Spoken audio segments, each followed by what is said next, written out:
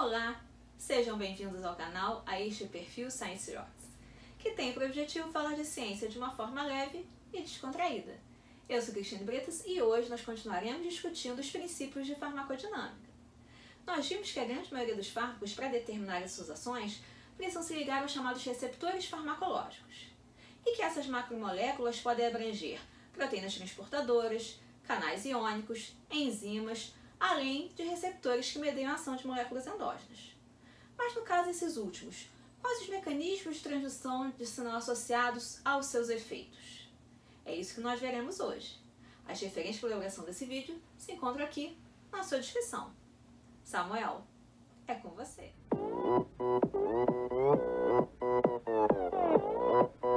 Olá, sou Samuel de Souza Pedro e, como vimos, muitos receptores que medeiam a ação de moléculas endógenas também medeiam a ação de fármacos. Alguns desses receptores se localizam dentro da célula, enquanto outros estão na membrana plasmática. Nós podemos observar nesta figura um receptor intracelular, identificado pelo número 1, um receptor ionotrópico, apontado pelo número 2,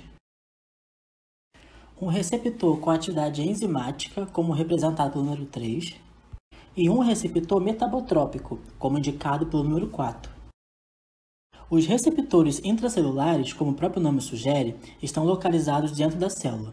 Portanto, para que o agonista consiga acessá-lo e ativar o respectivo mecanismo de transdução de sinal, ele precisa atravessar a membrana plasmática. Mas será que todo ligante é capaz de cruzar essa bicamada lipídica? Não. Apenas as substâncias lipossolúveis são capazes de fazer isso. Como exemplo, substâncias lipossolúveis endógenas que se ligam a receptores citossólicos. Podemos citar moléculas derivadas de colesterol, como os hormônios sexuais e o cortisol. Uma vez que o ligante entra dentro da célula, ele pode se ligar ao seu receptor.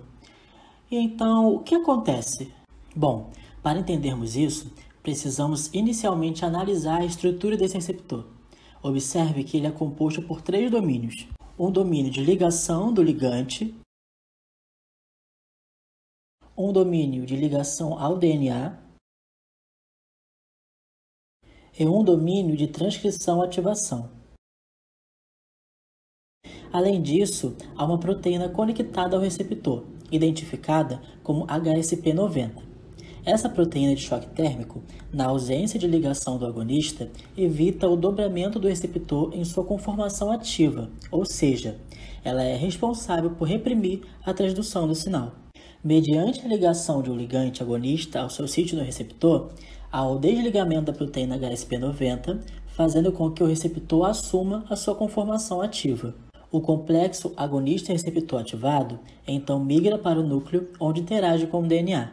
Essa interação é capaz de estimular ou inibir a transcrição de alguns genes.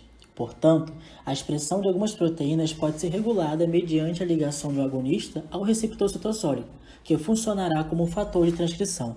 Não esqueça que os agonistas podem ser moléculas endógenas ou fármacos, moléculas exógenas capazes de mimetizar a sua ação. Mas quanto tempo isso demora? No mínimo 30 minutos, mas pode levar muitas horas também, dependendo do receptor. Por conta disso, em muitas situações emergenciais, fármacos associados a outros mecanismos de transdução de sinal que promovam efeitos mais rapidamente observáveis podem ser preconizados ou utilizados em paralelo, já que os fármacos que determinam suas ações ligando-se a receptores intracelulares demandam um tempo maior para exercer seus efeitos.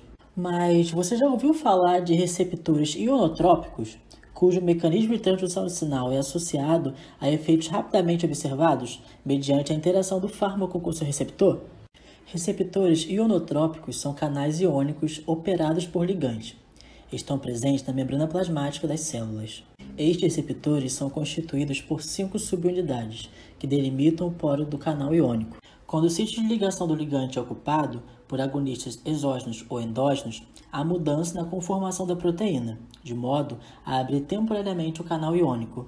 O fluxo de íons se dará de acordo com o gradiente de concentração, sem gasto de energia.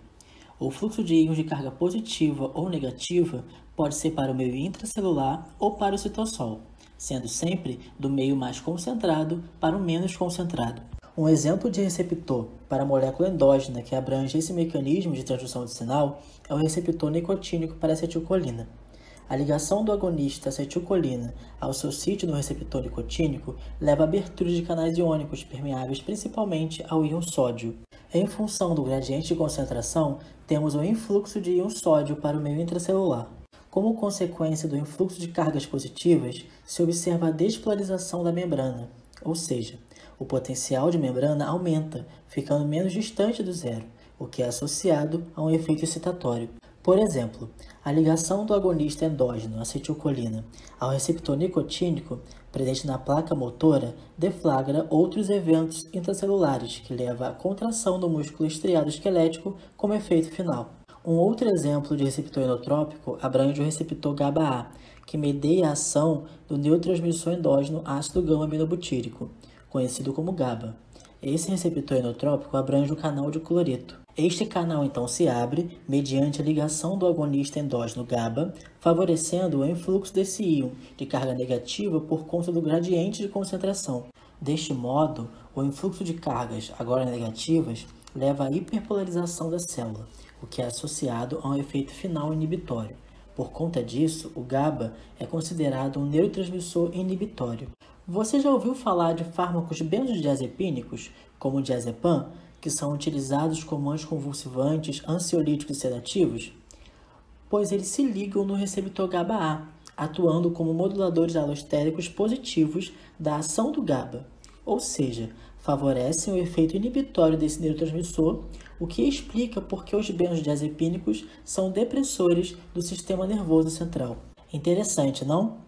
O mecanismo de transdução de sinal ajuda a entender a qualidade da ação dos agonistas endógenos e dos fármacos ligantes desses receptores, bem como o curso temporal desses efeitos. Agora, vamos falar sobre a classe de receptores de membrana que são associados à atividade enzimática. Podemos ver que esses receptores possuem dois domínios. Um domínio extracelular, onde situa-se o sítio de ligação do ligante, e um domínio catalítico e citoplasmático. Uma vez que o ligante em questão seja agonista, sua ligação ao domínio específico extracelular leva a mudança na conformação do receptor. Isso faz com que o domínio catalítico se torne ativo, o que desencadeia sua atividade enzimática intracelular. Um exemplo de molécula endógena associada a esse mecanismo de transdução de sinal é a insulina, o hormônio do estado alimentado. A insulina exógena também pode ser administrada para tratar pacientes diabéticos. Quando a insulina se liga ao domínio extracelular dos seus receptores, os mesmos se agrupam e se tornam enzimaticamente ativos, fosforilando-se. Uma vez ativados e fosforilados, os domínios catalíticos passam a exercer sua atividade enzimática sobre outras proteínas, fosforilando as chamadas proteínas-alvo.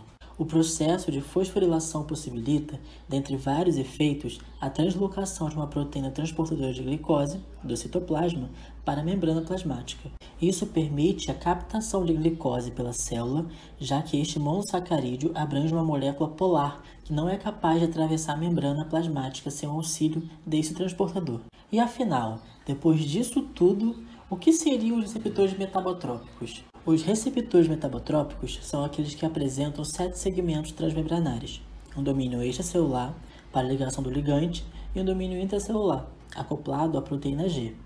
As proteínas receptora e efetora são identidades proteicas distintas.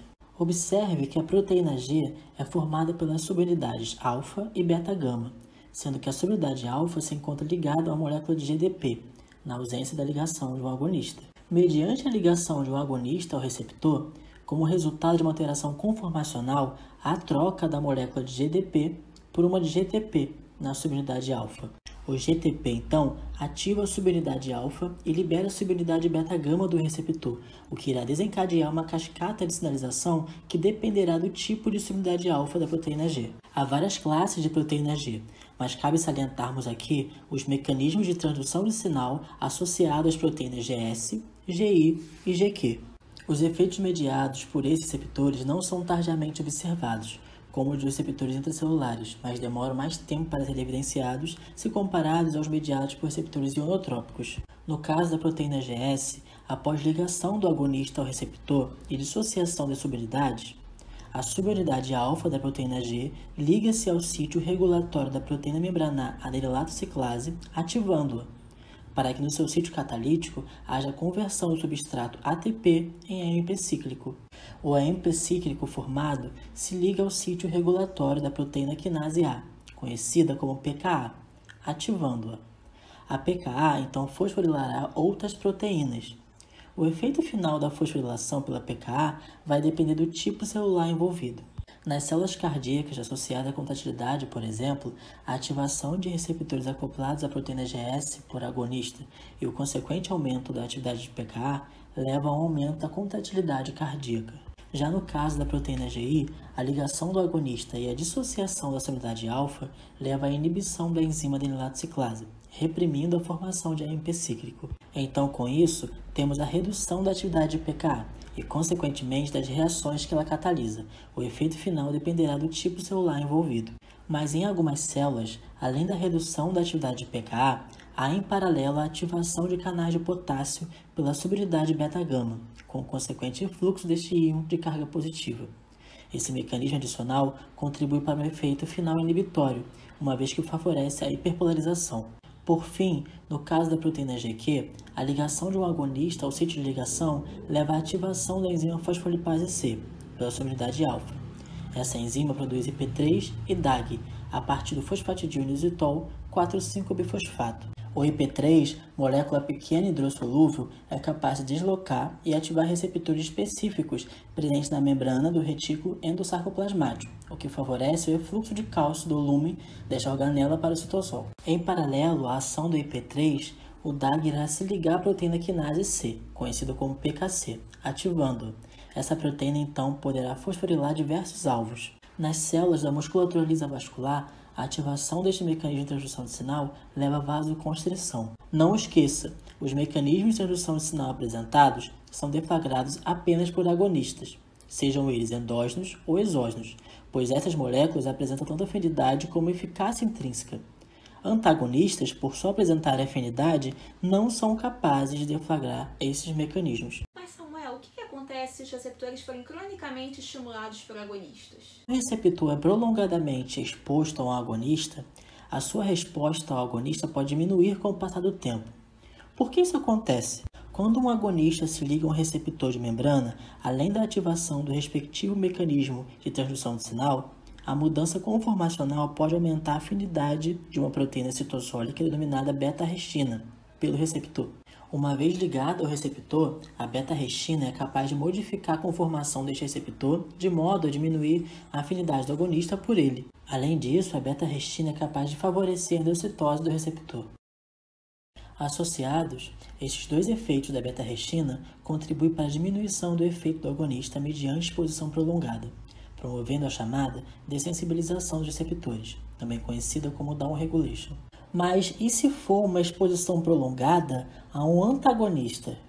Quando o antagonista se liga ao receptor de forma crônica, ele pode induzir dois efeitos. Ele pode induzir ao aumento da capacidade intrínseca do receptor em transduzir o sinal, ou ainda aumentar a expressão desses receptores. Deste modo, uma vez que o tratamento com o antagonista seja interrompido, esse mecanismo promoverá uma deflagração de resposta maior que a habitual, mediante ligação de um agonista ao receptor. Esse processo denomina de supersensibilização dos receptores, ou ainda upregulation. Esse mecanismo, inclusive, está associado ao que chamamos popularmente de efeito rebote. É por isso que alguns medicamentos, por exemplo, contendo fármacos beta-bloqueadores, utilizados como antihipertensivos, não podem ser interrompidos abruptamente. E aí, estão gostando da nossa série sobre o universo dos medicamentos? Então não perca o próximo episódio dessa série, no qual discutiremos como classificar e quantificar o efeito de fármacos agonistas e antagonistas. E não se esqueça de curtir, comentar, salvar e compartilhar esse vídeo. Até a próxima!